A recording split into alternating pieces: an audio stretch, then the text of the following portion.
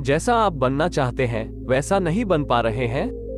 तो जानिए उसका असली कारण गौतम बुद्ध की कहानी से। दोस्तों, आज आपके पास जो कुछ भी है वो इसीलिए नहीं है कि आपकी किस्मत में इतना ही लिखा था या फिर आपकी किस्मत ही खराब है, बल्कि वो इसीलिए है क्योंकि आप इतना ही डिजर्व करते हैं। दोस्तों, ये प्रकृति बड़ी ही न्यायप्रिय है। यह उसे उतना ही देती है जितने का वो हकदार होता है, चाहे वो ज्ञान हो या धन। अभी आपके पास उतना ही है जितने की आप हकदार है, लेकिन अगर आपको इससे भी ज्यादा चाहिए तो आपको उसके काबिल बनना होगा। दोस्तों, ऐसा कौन सा गुण है जो आपको काबिल बनाता है? क्या आप उस गुण के बारे में जानना चाहते हैं? अगर आप जानना चाहते हैं तो आप गौतम बुद्ध के जीवन की इस कहानी को अंत तक ध्यान से जरूर पढ़िए। दोस्तों, इस कहानी को सिर्फ समझिएगा मत, बल्कि इस कहानी को अपने भीतर उतर जाने दीजिए। तो बिना समय को गवाए चलिए कहानी की शुरुआत करते हैं। गौतम बुद्ध के जीवन की शिक्षाप्रद कहानी जो आपका जीवन बदल देंगी।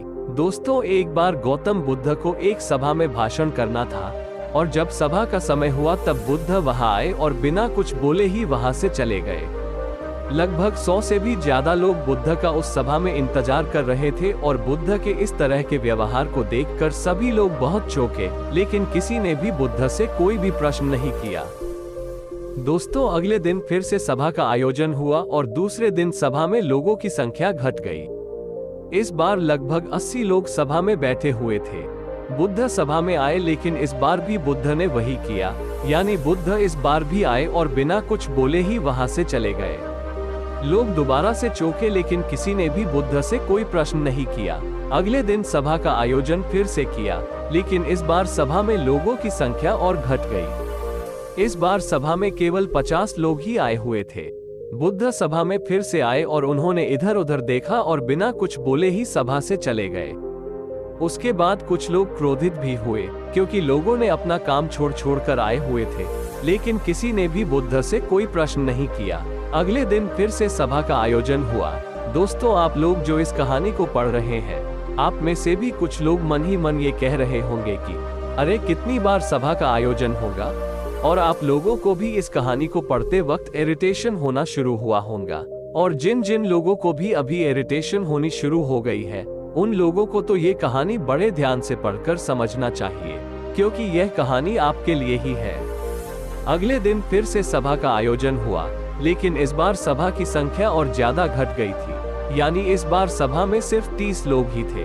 फिर उसके बाद बुद्ध सभा में आए, मुस्कुराए और फिर से बुद्ध ने वही किया, यानी बिना कुछ बोले ही वहां से चले गए। इस बार भी लोग बहुत क्रोधित हुए और इस बार लोगों ने पीछे से कुछ कहा भी और बड़बड़ाए भी, लेकिन बुद्ध ने उनके किसी भी प्रश्न का उत्तर नहीं दिया। दोस्तों, अगले दिन फिर से सभा का आयोजन हुआ और इस बार लोगों की संख्या बहुत ज्यादा घट गई थी, यानी इस बार सभा में कुल मिलाकर 15 लोग ही आए हुए थे। इस बार भी बुद्ध सभा में आए, लेकिन इस बार बुद्ध अपना आसन ग्रहण कर लेते हैं।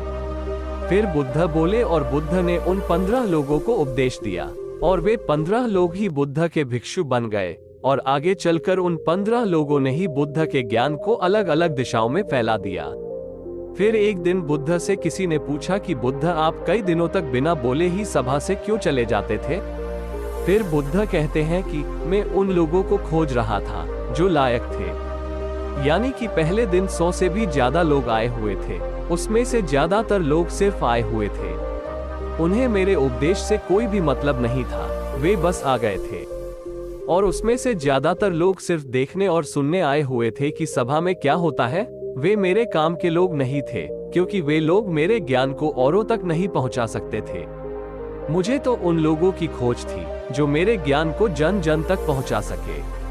कई दिनों तक सभा से बिना बोले ही मैं इसीलिए चला गया, क्योंकि मैं ये देखना चाहता था कि वे कौन लोग हैं जिनके भीतर वास्तव में प्यास है। जिन लोगों के भीतर में वास्तव में प्यास थी, वे लोग अंत तक जरूर रुके। और जो लोग बस ऐसे ही आ गए थे, वे लोग पहले या दूसरे दिन ही चले गए।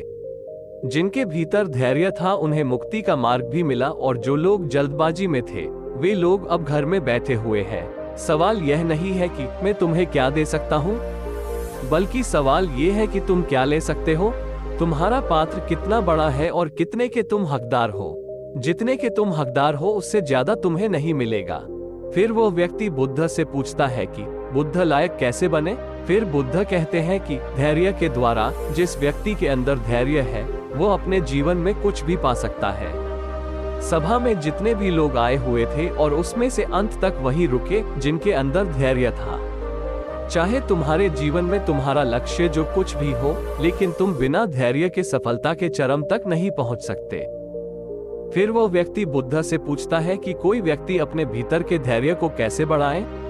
बुद्ध कहते हैं कि निरंतर अभ्यास के द्वारा हम अपने भीतर के धैर्य को बढ़ा सकते हैं। जैसे कोई व्यक्ति जब ध्यान करना शुरू कर देता है तो उसका मन उसके सामने कई सारे अड़चने लाता है, लेकिन उसका धैर्य उसे एक दिन उसके लक्ष्य तक जरूर पहुंचा देता है। फिर वो व्यक्ति बुद्ध से कहता है कि मैं समझ गया बुद्ध, मैं समझ गया। यानी मुझे धैर्य के साथ निरंतर अभ्यास करने की आवश्यकता है। दोस्तों, अब आपको समझ आ गया कि आपके पास वो क्यों नहीं है जो आप पाना चाहते हैं, क्योंकि आप उसके लायक नहीं हैं। आप लायक तभी बनेंगे जब आप अपने भीतर धैर्य को बढ़ाएंगे। और धैर्य कैसे बढ़ेगा? धैर्य बढ़ेगा निरंतर अभ्यास के द्वारा। और अभ्यास कौन करेगा? अभ्यास करेंगे आप, तो फिर करते क्यों नहीं? दोस्तों, खुद से ईमानदारी के साथ एक प्रश्न जरूर पूछिए कि जो आप भविष्य में बनना चाहते हैं उसके लिए क्या आप धैर्य के साथ कर्म कर रहे हैं? दोस्तों, अगर उसका उत्तर नहीं है तो अपनी असफलता के लिए जिम्मेदार आप खुद होंगे। आज की यह गौतम बुद्ध की शिक्षाप्रद कहानी आपको पसंद आई होगी तो नीचे कमेंट बॉक्स में यस जरूर लिखें और उसके साथ ही इस चैनल को लाइक, शेयर, सब्सक्राइब करना न भूलें।